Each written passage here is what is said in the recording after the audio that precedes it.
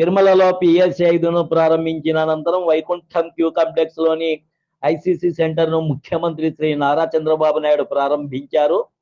అనంతరం దేవాదాయ శాఖ మంత్రి Shri Anam Ramanarayana Reddy, HRD and IT మంత్రి శ్రీ నారా లోకేష్, రెవెన్యూ శాఖ మంత్రి Shri Satyaprasad, TTD chairman Shri BR Naidu, EO Shri Anil Kumar Singhal తదితరులు పరిశీలించారు. ఈ సందర్భంగా ముఖ్యమంత్రి శ్రీ చంద్రబాబు నాయుడు మాట్లాడుతూ శ్రీవారి దర్శనార్థం వచ్చే భక్తులు వేచి ఉండే సమయాన్ని తగ్గించేలా అత్యుత్తమ విధానాన్ని అనుసరించాలని అధికారులకు సూచించారు.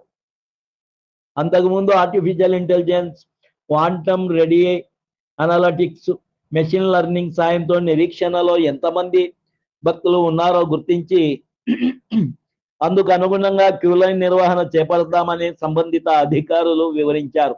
అలాగే భక్తులు వేచి ఉండే క్యూ కాంప్లెక్స్ లోని భక్తి భావన పెంపొందించేలా ఆధ్యాత్మిక వీడియోలను, శ్రీవారి చరిత్రను ప్రదర్శించాలని సీఎం ఆదేశించారు.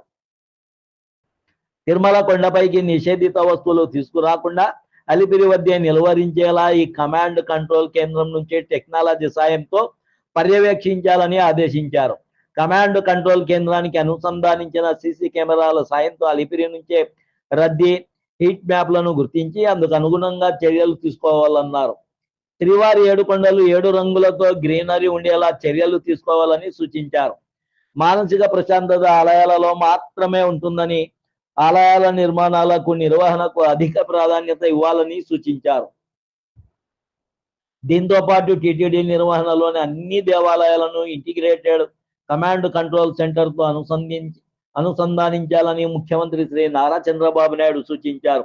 ఈ కార్యక్రమంలో TTD chairman Shri BR Naidu, మంత్రులు శ్రీ నారా లోకేష్, ఆనం రామనారాయణ రెడ్డి, ఈఓ శ్రీ అనిల్ కుమార్ సింఘాల్, జిల్లా collector Shri Venkateshwar, SP Shri Subbarayudu, JEO Shri V Veerabrahmam, CVSO Shri Muralikrishna, TTD board సభ్యులు, సిఈసి శ్రీ టివి సత్యనారాయణ తదితరులు పాల్గొన్నారు. ఈ వీడియో నచ్చితే లైక్ చేయగలరు, షేర్ చేయగలరు, సబ్స్క్రైబ్ చేసుకోగలరు. ఓం నమో వెంకటేశాయ.